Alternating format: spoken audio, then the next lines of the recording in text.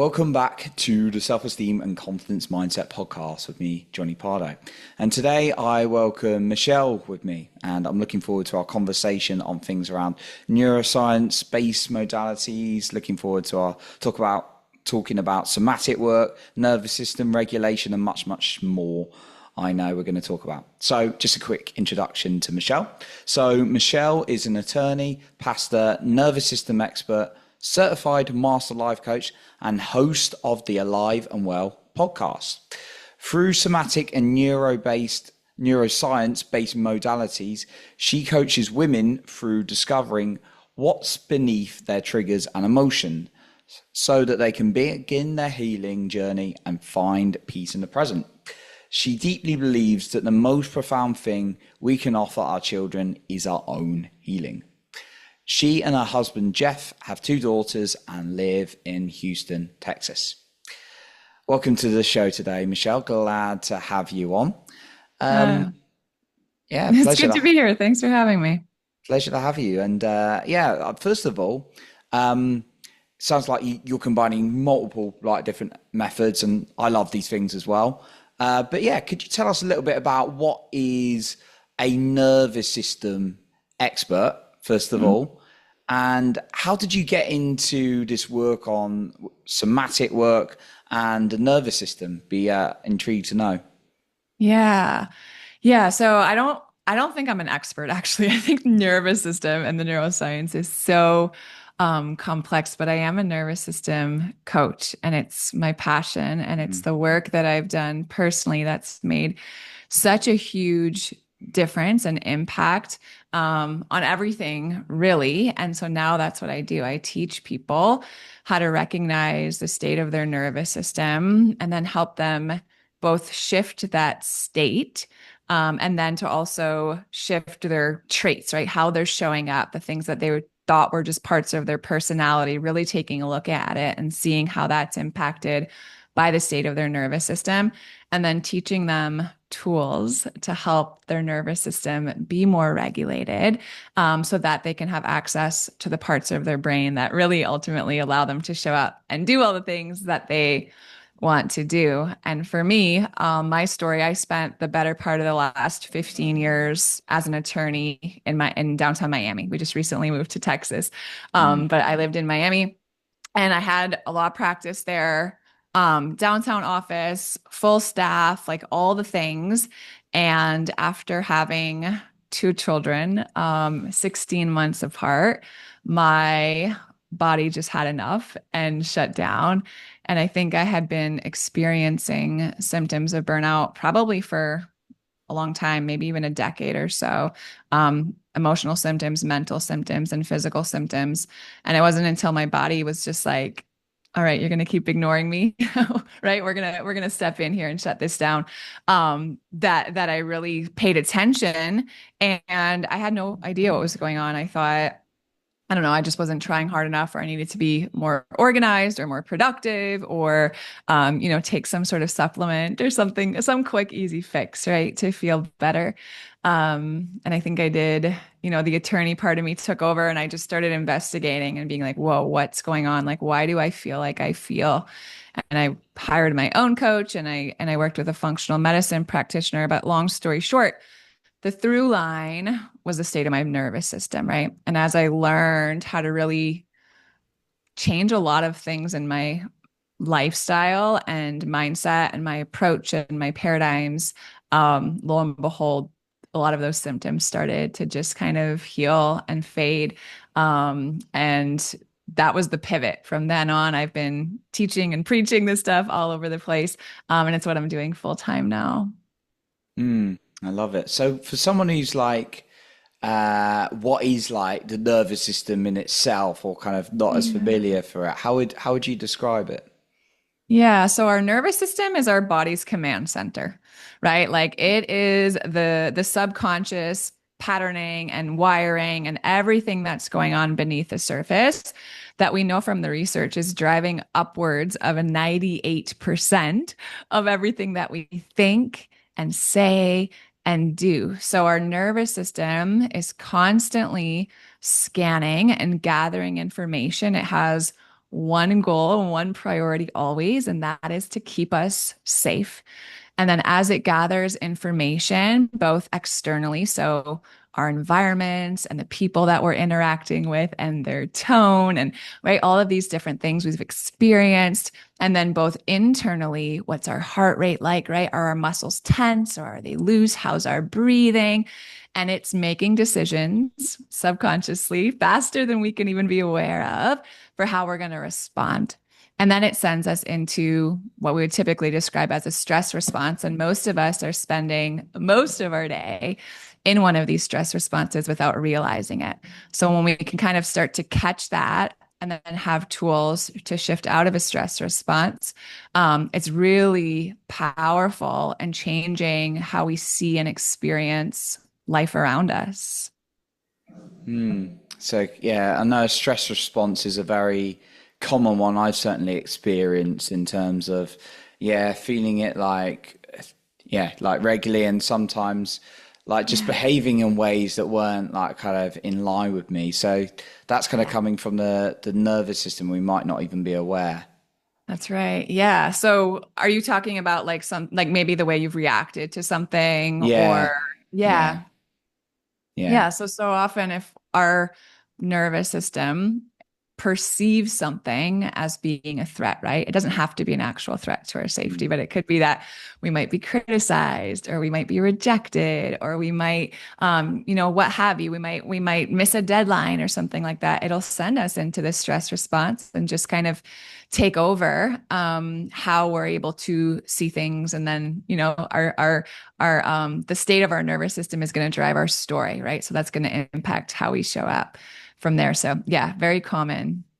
Absolutely. And with the somatic work you've learned, have you kind of did you get into obviously I'm a breathwork practitioner, but did you get into all the ways the kind of the body can process emotion and and things like that, I guess. Yeah, so in my courses and the work that I teach and on my podcast, we spend a lot of time talking about different somatic tools and practices that we can use to help shift the state of our nervous system. So I think there's a couple things to kind of understand as it relates to that. So the first one is that as we learn about our nervous system and we learn about our afferent nervous system in particular, that is the direction in which messages are being sent in our body, right? So we have top down processing, so our mindset and the things that we're thinking, and things like affirmations or meditations or things like that that originate at the top in our head and send signals and messages down to our body.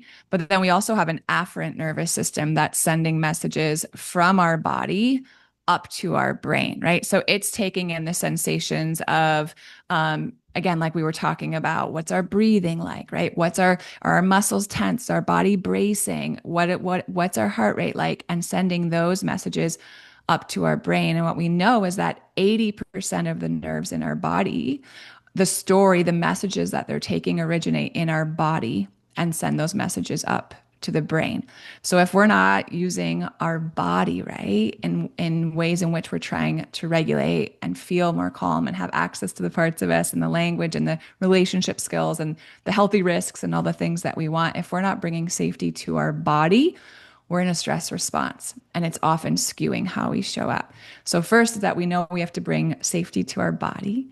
And then second is, and to your point about breath work, is that our body doesn't understand a verbal language, right? We can't just tell ourselves we're feeling nervous about something, a conversation we have to have, or public speaking, and we're like, Michelle, just chill out. Michelle, just calm down, right? That doesn't really work because our body doesn't understand words in that way. So we communicate safety to our body, to our nervous system through movement, through breath, through sound, right? Through temperature changes, gentle and appropriate touch. These are the languages of the nervous system. I like that point about like the body doesn't necessarily understand the language we're saying. And I guess that's why affirmations may not always work alone if we're trying to say like I'm powerful, I'm in control, and the body's going like, right? Yeah, and just what we learned about just that afferent nervous system, it's that if you're saying all these beautiful affirmations and you're, saying them to yourself in the mirror in the morning, is that helpful? I think so, but the research would show us that that's only 20% of the messaging that's happening in our body. So if our body doesn't have a felt sense of safety, it's like a 4-to-1 tug of war. So it's helpful, but we Mm. have to also get our body on board first. Our body leads, and then our brain will follow, our mindset will follow. And creating that safety for our body, is it Yeah. like a one size fits all? Is it different for each individual, do you find? Yeah. I think to a certain extent, it is bio individual. I think there are certain things that benefit all of us just as Mm. human beings and how we're wired. But I think the first step is really understanding if you tend, like what energy state you tend to be in as a default. So, do you tend to be someone that's more higher energy, right? Do you tend to operate in that sympathetic circuit of your nervous system where you experience maybe you tend to be more anxious, right? Maybe you worry a lot. Maybe you speak quickly. Maybe you can be activated or triggered really quickly. Maybe you tend to be more irritable or edgy. Or on the other kind of end of that spectrum, do you tend to be in lower energy states when you're experiencing stress and overwhelm? Do you tend to dissociate or disconnect or kind of withdraw or be, isolate yourself and experience symptoms of burnout? Then those might require different tools and different strategies. And as a breathwork facilitator, right, there's certain breaths that can upregulate us and certain breaths that can downregulate us. So I think one, knowing your state and then really being able to pull tools that either help you upregulate or downregulate can be super helpful. So you could be in a kind of someone who's in that like heightened fight or flight kind of like state where there's high anxiety or maybe a bit of anger. I sometimes go Yeah. from one to the other quite quickly when I've been in that in the past. Yes. How you would breathe, you're saying how you would breathe differently or treat your body is different from someone who was maybe down, feeling a little bit depressed or shut down. Yeah, I think so. So I think if you're someone who tends to be in a higher energy state, maybe you struggle with anxiety or it's, a lot of anger, what have you. I think the best thing that you can do in that state is move your body. Because even if you think about the name of that state, we call it fight or flight, right? Every cell in your body when you're in fight or flight is primed for movement. Every instinct is to run or to fight, but we feel that anxiety. We feel kind of edgy. We feel irritable. We feel angry. And then what do, right? We try to suppress it. We try to calm down. We try to, slow our breath, but all of that activating energy is still there. Our brain is sending the signal, right? We perceive some threat, something's going on, fight or flight, move, run, fight. And we try to do the opposite and we try to sit still to help ourselves calm down.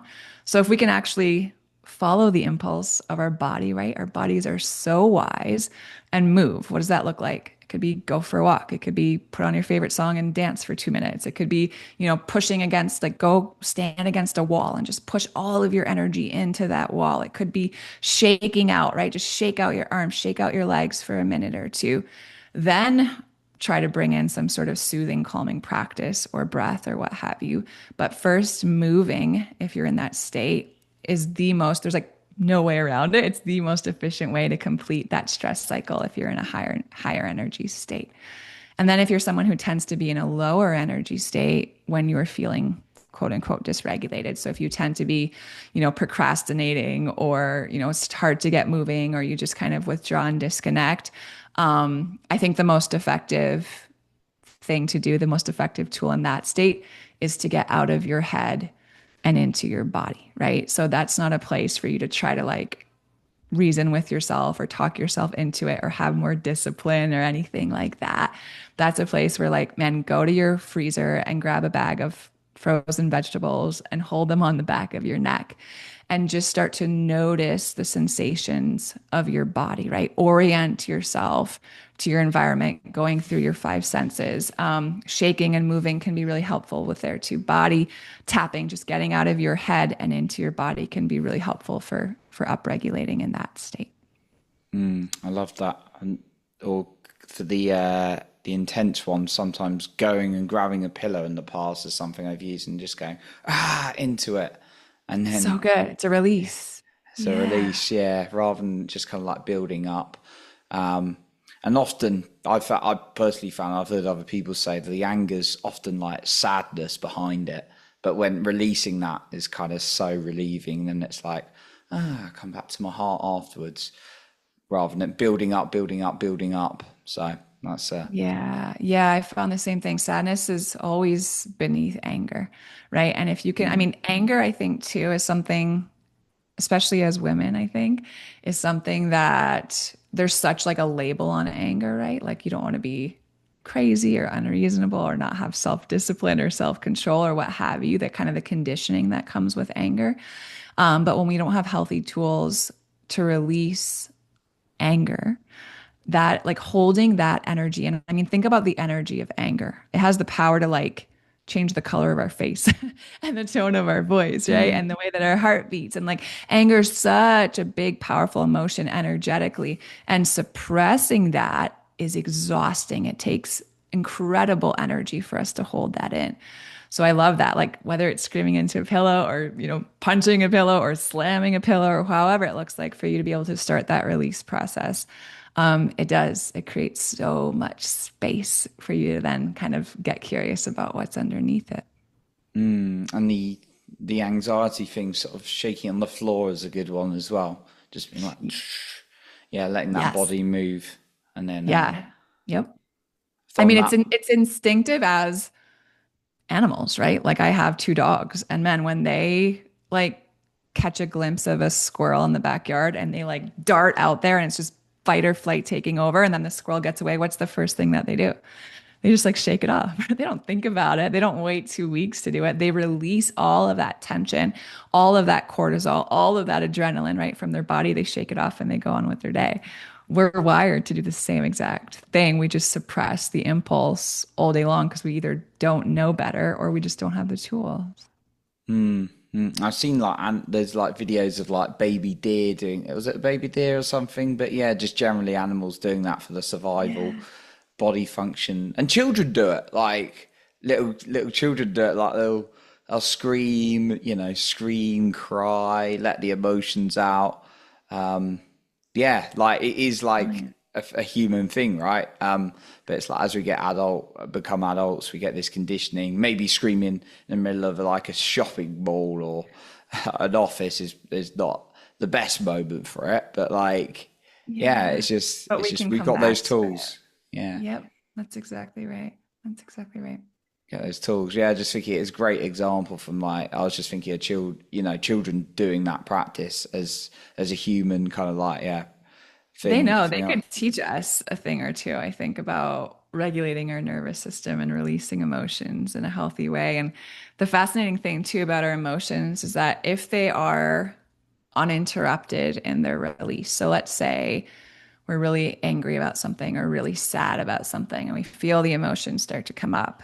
If we don't interrupt that cycle, right? That release cycle, like think of it like a wave, the wave of emotions coming. If we don't start to interrupt it with our own internal dialogue or, that little voice that comes up and is like, you're making a big deal out of nothing, or you're so weak, or whatever that story is that we start to tell ourselves, if we don't interrupt the natural cycle and flow of that emotion, it'll only take about 90 seconds for that to Mm, actually flow and release through our body. And then you hear it with little kids, right? They'll like temper tantrum. And then after a minute or two, again, if they're not interrupted, it becomes like, right? And their body naturally starts to regulate and they can come back. And then they're playing, a minute or two after that and they're over it and they're on with it. But man, it's when we interrupt that cycle of emotional release that we find that we've been, we can't get over it. It's like, man, I've been crying about this breakup for like 4 years. I can't get over it. Or man, like we just have such a hard time finding freedom and release from whatever it is because it comes up, right? The emotion starts to come up and bam, what do? We immediately start to judge it and then we push it right back down where it came from. And it never has that chance to just kind of heal and release. Yeah, definitely been there, and then it just keeps going on and on in your head. Yeah. Particularly Yes. for the breakup example you mentioned there. Yeah. Definitely been there when it's like, then you think of her again, and you're like, like many years ago. Instead of just like what I would do now, like process would be like, be the body, and then just like allow myself to feel, even though it can be very painful, it's kind of beneficial, and then you're like, okay, Mm, right, I'm safe again. It's teaching the body to be safe, right? that's But right. it's yeah, Yeah. And it does take a lot of courage to feel those uncomfortable things, right? yeah, absolutely. Yeah. I was going to ask you a little bit about there's the role of the body is essential, and you know like and feeling into that, and I'm so glad this is coming to light a lot more in Yes. what I've noticed in the last couple of years at least, in terms of like the somatic practices we can do, because you know it's typically a lot of mindset stuff I heard before then, and you know Yes. think in this way, do this work, which I think is useful as well for you, or for an individual like working through like their healing or they're like hurting through something. Is there also a role for doing some of that mind stuff, are you suggesting, but it's really after the body work's been done? Yeah, this is such a good question. Um, it's socks and shoes, right? It's like order of operation. So I both like are that. important if you're going to leave the house, right?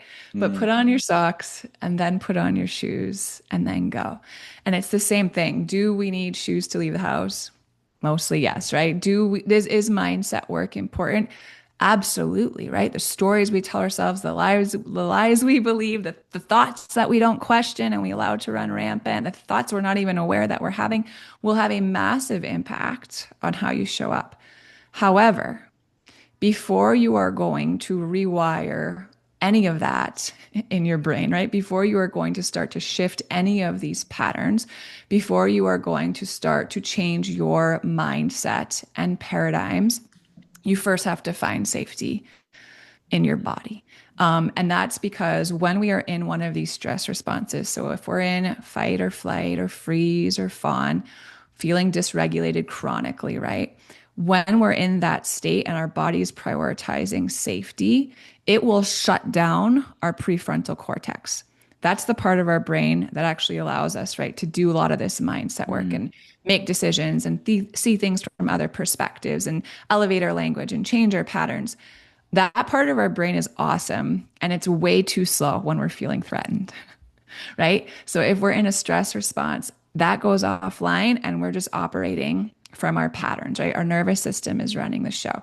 So we regulate, we open up access to that part of our brain through felt safety in our body. And then the mindset work that we're doing actually starts to have an effect and an impact because we're in a place where we can actually process and change. makes a lot of sense. And like a few years ago, I remember just, you know, like working on my personal growth stuff and then just trying to like write all these things. And I'm like, my Yeah. face is like this, it's like crunch stuff. And it's just like, Yeah. You're forcing it, yeah. right? And your body's not on board. Absolutely. So yeah, you also use a lot of like neuroscience sort of like base modalities as well in what you do. We've touched on like quite a bit that you do. So yeah, like tell us about maybe a couple of those and how you bring that in alongside the somatic practices for the nervous system.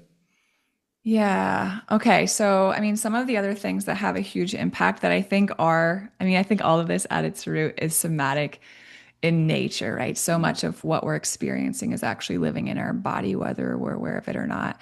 But we do a lot of parts work, right, with internal family systems and just getting acquainted with all of the different parts of us that have formed over time based on our life experience, and then really getting curious about those parts and ultimately discovering what their highest intention is, right? And how they're trying actually to help us and protect us. and then doing work around that, like inner child work. So I think that's a huge, you talk about things like our inner critic, you talk about, all the different triggers in which experience that we experience and can be really frustrated by, our fears, our hesitations to take risks and put ourselves out there, parts where it can be so valuable and all of that.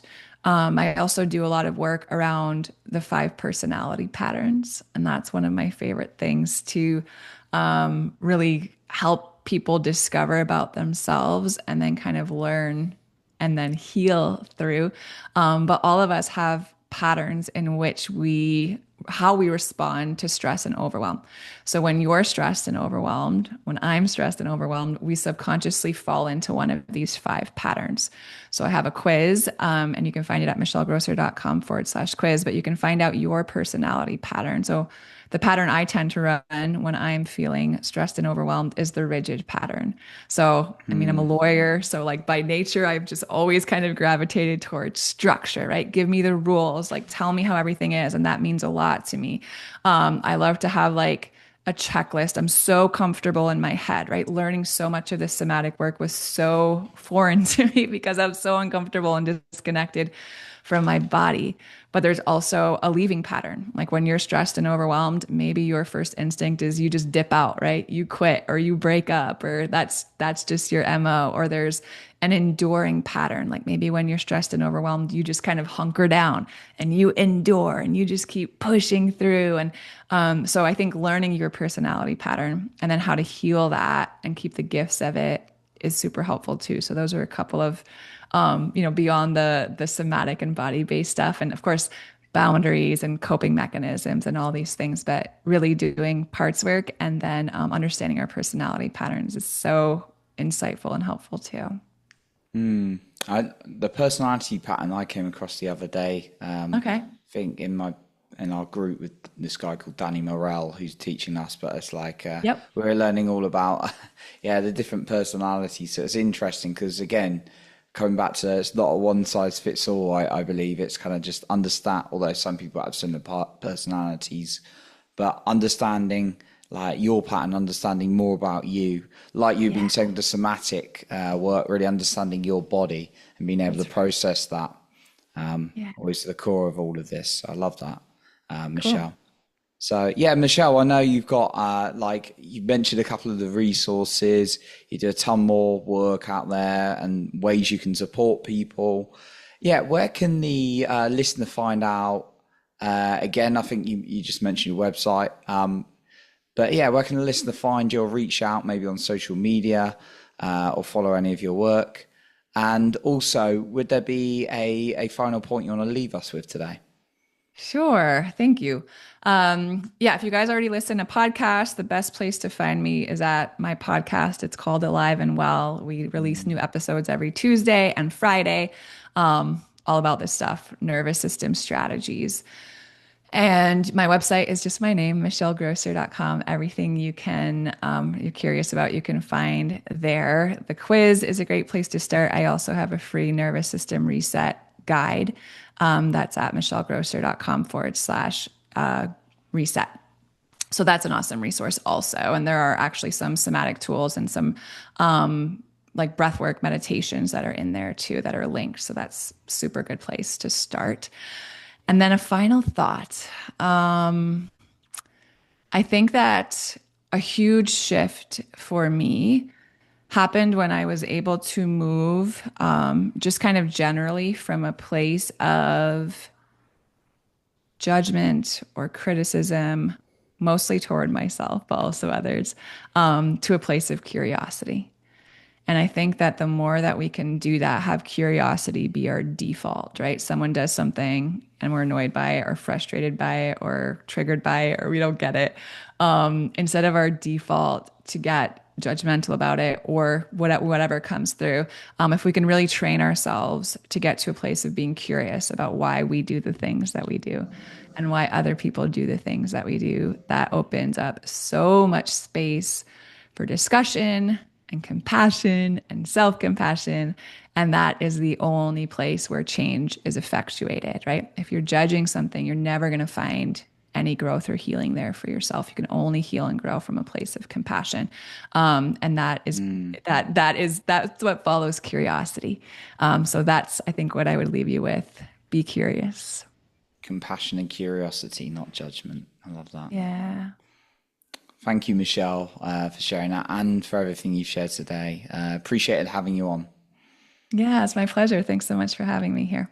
Thank you. So that concludes our episode for today. And remember to lead with your heart and not with fear.